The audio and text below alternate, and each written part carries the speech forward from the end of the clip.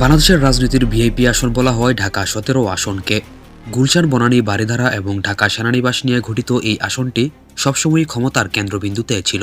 তবে এবারের ত্রয়োদশ জাতীয় সংসদ নির্বাচনে এই আসনটি সারা দেশের আলোচনার কেন্দ্রবিন্দুতে পরিণত হয়েছে। কারণটা আসলে কি? এই আসনে একদিকে লড়ছেন বিএনপির ভারপ্রাপ্ত চেয়ারম্যান তারেক রহমান, আর অন্যদিকে তার শক্ত প্রতিদ্বন্দ্বী হিসেবে মাঠে আছেন জামায়াতে ইসলামের হেভিওয়েট নেতা ডাক্তার মোহাম্মদ খালিদুজ্জামান। দুই হেভিওয়েট প্রার্থীর এই লড়াইয়ে কার জয়ের সম্ভাবনা বেশি, কে হাসবেন শেষ হাসি, আজকের ভিডিওতে আমরা তথ্য উপাত্ত ও মাঠের সমীকরণ দিয়ে পূর্ণাঙ্গ বিশ্লেষণ করব। আসলে এই আসনে কে এখন পর্যন্ত এগিয়ে আছেন, কে আছেন পিছিয়ে, বিস্তারিত এই ভিডিওতে থাকবে। তো চলুন শুরু করা যাক। প্রথমে আসা যাক তারেক রহমানের প্রসঙ্গে। বিএনপির ভারপ্রাপ্ত চেয়ারম্যান দীর্ঘ সময় লন্ডনে থাকলেও দেশের রাজনীতিতে তার প্রভাব বিন্দুমাত্র কমেনি। তারেক রহমান ঢাকা ১৭ আসনে প্রার্থী হওয়া মানেই হলো এটি বিএনপির জন্য একটি প্রেস্টিজ ইস্যু। বিএনপির দীর্ঘদিনের ভোট ব্যাংক এবং দলটির বিশাল কর্মী বাহিনী তার অন্যতম প্রধান শক্তি। এই আসনটিতে এর আগে বিএনপির প্রার্থী হওয়ার কথা ছিল জোট শরিক বিজেপির চেয়ারম্যান আন্দালিব রহমান পার্থর। তবে তারেক রহমানের বাসভবন গুলশানে হওয়ায় তাকে এই আসনে ভোটার হতে হয়, যেজন্য এই আসনে তিনি প্রার্থী হয়েছেন। তবে আন্দালিব রহমান পার্থকে হয়তো বোলা এক আসনে মনোনয়ন দেওয়া হতে পারে শেষ পর্যন্ত। বিএনপির প্রধান নেতা তারেক রহমান, তাই তার জন্য এই আসনটি কতটুকু গুরুত্বপূর্ণ তা তো বিএনপির সবাই জানে। তবে এর আগে কখনোই কোনো আসনে নির্বাচন করার অভিজ্ঞতা নেই তারেক রহমানের, তাই সর্বপ্রথম নির্বাচন করায় আসনটি কিছুটা চ্যালেঞ্জিং হতে পারে তার জন্য। অন্যদিকে জামায়াতের প্রার্থী ডাক্তার মোহাম্মদ খালিদুজ্জামান, জামায়াত ইসলামের অন্যতম প্রভাবশালী এবং পরিচ্ছন্ন ভাবমূর্তির একজন নেতা তিনি। পেশায় চিকিৎসক হওয়ার কারণে সাধারণ মানুষের সাথে তার একটি মানবিক সম্পর্ক রয়েছে। জামায়াতের সুশৃঙ্খল ক্যাডার ভিত্তিক সংগঠন এবং নির্দিষ্ট ভোট ব্যাংক তাকে এই লড়াইয়ে এক কঠিন প্রতিদ্বন্দ্বী করে তুলেছে। বিশেষ করে ঢাকা ১৭ আসনের অন্তর্গত করাইল বস্তি ও ভাসানটেক এলাকার সাধারণ ভোটারদের মধ্যে তার একনিষ্ঠ কর্মী বাহিনী দিনরাত কাজ করছে তার জন্য ভোটের মাঠে। ইতিমধ্যে করাইল বস্তিতে আগুন লাগার পর তার উপস্থিতি ও সহযোগিতা সবার মন কেড়ে নিয়েছে, যার জন্য বলা হচ্ছে বস্তিবাসীর ভোট নাকি খালিদুজ্জামানের দিকেই যাবে। তবে এখানকার ভোটাররা কেমন? ঢাকা ১৭ আসনের ভোটার বিন্যাস খুবই বিচিত্র। এখানে যেমন গুলশান বনানীর ধনাঢ্য ভোটাররা আছেন, তেমনি করাইল বস্তি বা ভাসানটেকের বিশাল শ্রমজীবী ভোটার গোষ্ঠীও রয়েছে, যার কারণে ভোটের হিসাব ভিন্ন কিছু হতে পারে। একচেটিয়া কারো দিকে সাপোর্ট থাকবে এরকম ভাবার কোনো কারণ নেই। এই আসনের অন্যতম গুরুত্বপূর্ণ এলাকা গুলশান বনানীর ভোটাররা আসলে কোন দিকে যাবে? এই অংশের ভোটাররা সাধারণত স্থিতিশীলতা এবং উন্নয়ন পছন্দ করেন। তারেক রহমানের আন্তর্জাতিক ইমেজ এবং বিএনপির রাষ্ট্র পরিচালনার অভিজ্ঞতা এই ভোটারদের আকর্ষণ করতে পারে। অন্যদিকে শ্রমজীবী ও মধ্যবিত্ত ভোট যাবে আসলে কার পক্ষে?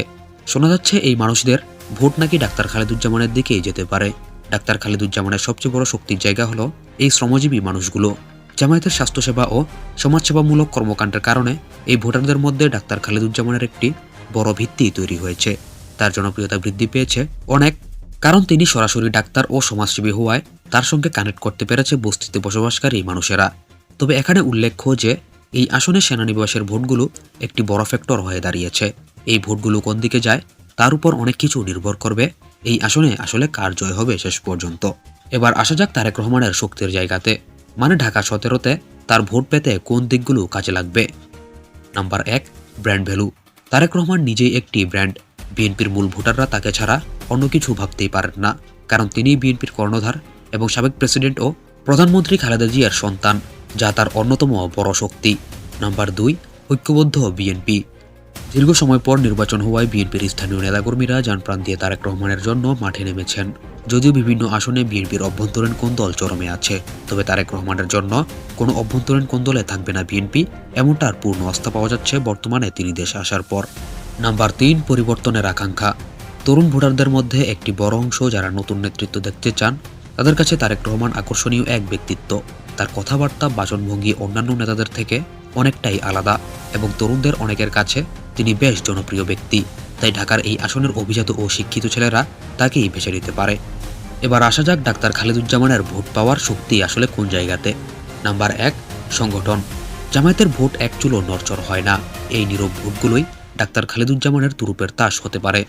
সাংগঠনিকভাবে জামায়াতে ইসলামী খুবই অ্যাক্টিভ ও শক্তিশালী একটি দল, যার কারণে ভোটার ম্যানেজ করা তাদের জন্য খুবই সহজ একটি কাজ। নাম্বার ২, ব্যক্তিগত ইমেজ। পেশাজীবী হিসেবে তার পরিচ্ছন্ন ইমেজ নিরপেক্ষ ভোটারদের আকৃষ্ট করতে পারে, কারণ তিনি একজন সুনামধন্য ডাক্তার। সে হিসেবে তার অনেক জনপ্রিয়তা আছে। তার এই গুণে হয়তো অনেকেই মুগ্ধ হয়ে তাকে ভোট দিবে। Number 3, local connectivity.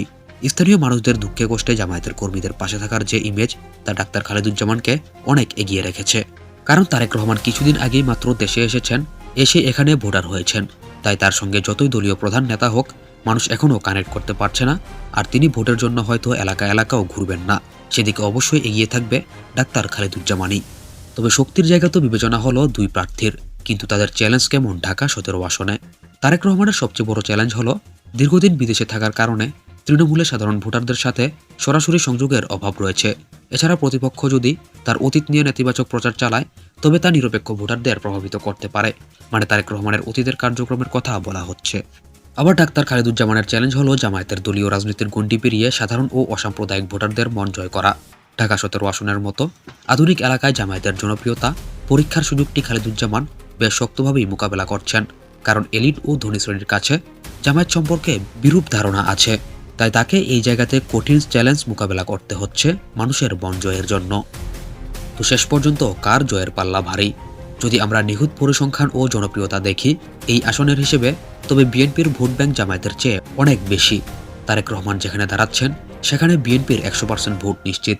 যদি না তার অতীত কর্মকাণ্ড মানুষ মাথায় না রাখে, আর বিএনপির যে খারাপ দিকগুলো, বিশেষ করে চাঁদাবাজি সহ বিভিন্ন অপরাধের কারণে হয়তো তারেক রহমান কিছু ভোট পাবেন না, বা সেই দিকগুলো যদি মাথায় রাখা হয়, তাহলে তারেক রহমান পিছিয়ে যেতে পারেন জামায়াতের প্রার্থীর তুলনায়। তবে এটি যদি হয়, তার অন্যতম দায়ভার থাকবে শুধুমাত্র তার দলের উচ্ছৃঙ্খল কর্মীদের। আর ঠিক এই কারণে ডাক্তার খালেদুজ্জামান অনেকটা এগিয়ে যাবেন তারেক রহমান থেকে। আর বস্তি এলাকার ভোট এবং কিছু নিরপেক্ষ প্রগতিশীল ভোট নিজের ঝুলিতে যদি নিতে পারেন, তবে তারেক রহমানের সাথে লড়াই হবে খালেদুজ্জামানের সমানে সমান।